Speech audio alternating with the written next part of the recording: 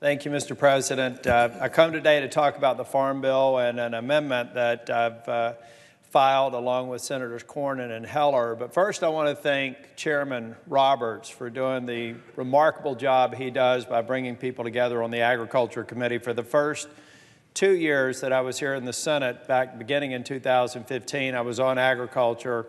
And I really enjoyed watching the way that he worked, trying to bridge the gaps between different interests. And in the Agriculture Committee, it's less along partisan lines and more along regional lines. So the fact that we've got a farm bill before us that I believe, that I will support and I believe is good for farmers is a testament to the leadership of the Chair Roberts and the Ranking Member Stabenow.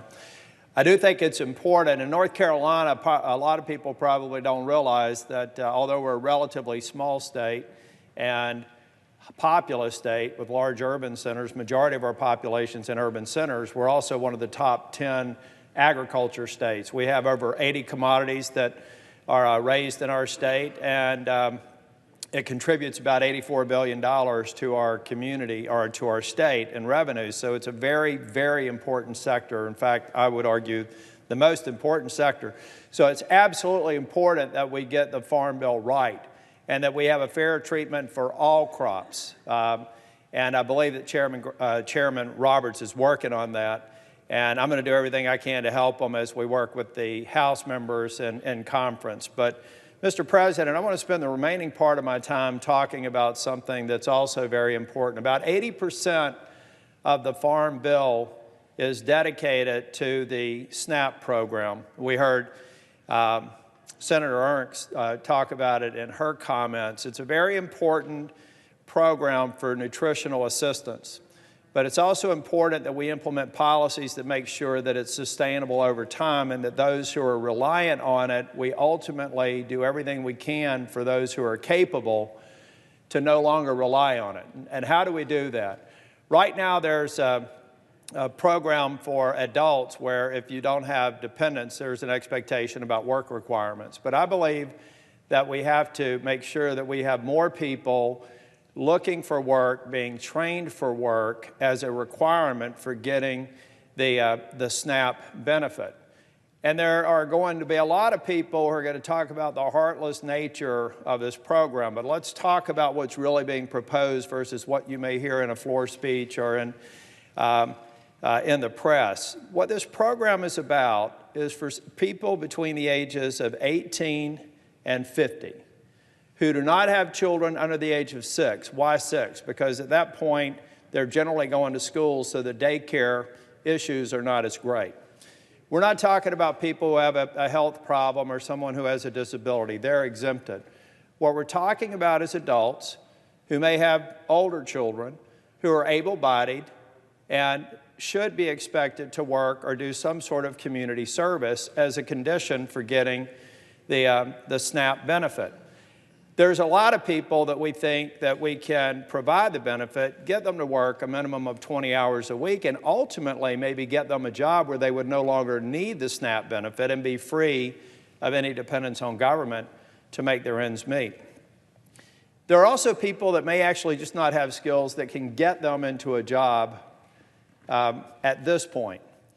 So that expectation, if you can't find a 20-hour-a-week job, at least perhaps get into a job training program so that you have the skills that are necessary to make a living wage.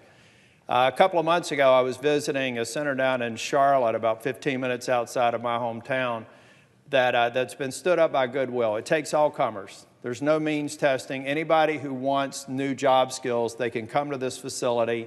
They can pursue certifications. They can do the prerequisite work there to then go to a community college or a university.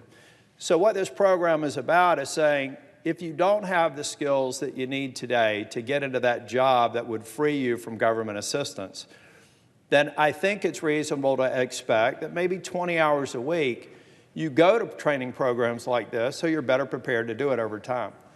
That's essentially the nature of the amendment that I've filed along with the support of Senator Cornyn and Senator Heller. There's a couple of reasons for why you want to do it. We need to make sure that we can get as many people to work, number one, so that they can be free of government assistance, And number two, to make sure that the economic burden on the taxpayers does not become so great that at some point the only way we can pay for the SNAP benefit is to cut the SNAP benefit. In other words, I want to make sure that these safety nets are always well-funded and always there for people who need it. I think this amendment is the opportunity to talk about it and potentially make progress on this farm bill is something I'm excited about. I think we can do it in a way to make sure that people who genuinely need it will get it, but those who genuinely have an opportunity to free themselves from government assistance over time do that too. And I'll tell you, I'll leave you with this. From personal experience, back when I was 17 years old, I was supposed to go to the Air Force, and I was discharged because of an automobile accident. So instead of going to college, I moved out of home when I was 17. I found myself not going to college and actually not being employed. Fortunately for me, there was a community college or a technical school back in Nashville, Tennessee that I went to that gave me the job skills that over a very short period of time gave me a job that ultimately led to my professional career and I guess ultimately led to me being a U.S. Senator.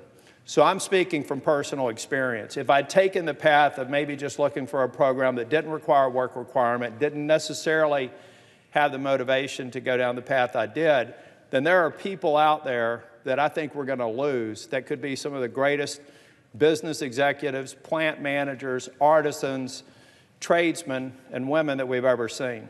That's why programs like this, that's why amendments like this, I think, require serious consideration and hopefully the support of the Senate. Mr. President, thank you. I yield the floor.